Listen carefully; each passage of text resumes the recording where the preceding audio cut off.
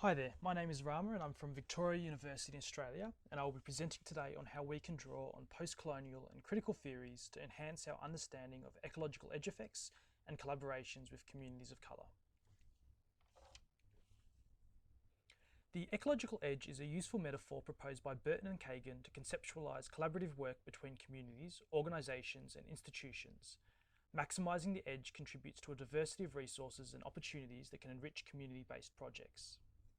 Maximising the edge entails getting different communities to work together and share knowledge and experience through the co-location of projects, teams and events, creation of sector-spanning organisations, new settings and multiple points of contact.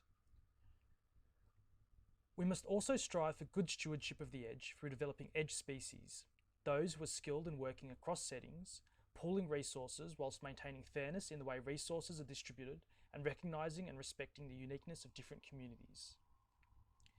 This is important as much like in ecologies of the natural world, some species, namely organisations and institutions, can come to dominate and colonise the ecological edge, however unintentionally threatening ecological diversity.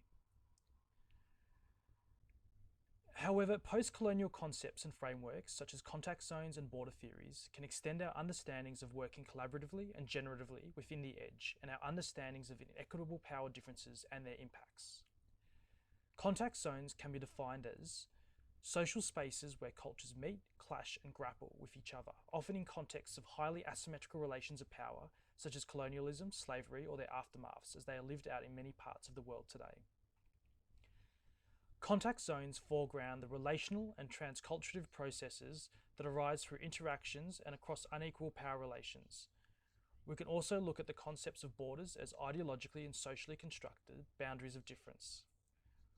Borders can be crossed and negotiated, and from the side of the border, as Gloria Anzaldúa proposes, new and hybrid understandings and identities can emerge, disrupting dominant cultural narratives and histories, and contributing important symbolic resources for both individuals and communities.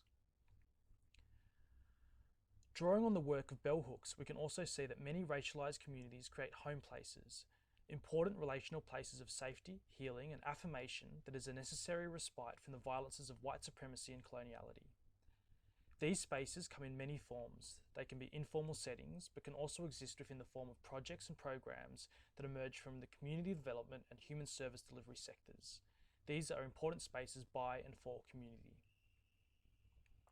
Within this context, there may be relationships with various stakeholders, such as service delivery organisations, government funding bodies, university researchers and evaluators, professional sectors, and various other communities.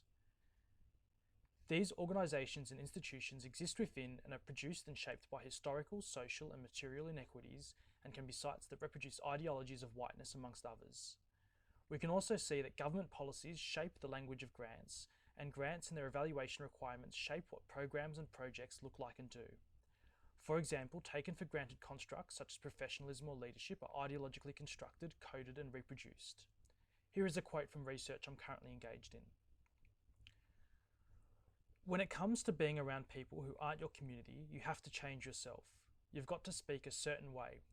If you speak and people don't understand you, you're seen as unknowledgeable. This quote shows how racialised communities are misrecognised, but also how institutional and organisational language is named by folks of colour for the forms of supremacy it enacts. Folks from racialised communities are often already edge species or border crossers and boundary spanners. They understand the power and effects of language and the need to code switch to navigate these spaces and resist misrecognition. Many are already very familiar with maximising resources, engaging in generative creativity and transculturation, or finding ways to resist and transgress within the cracks of organisational and institutional spaces.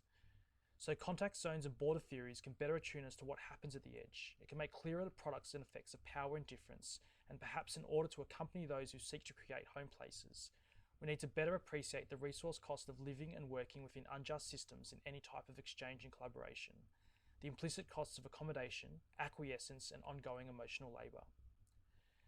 And perhaps we need to think on how we can give up power, shift resources, and support self-determination of community-created spaces and projects as an ideal outcome of collaboration and working at the edge.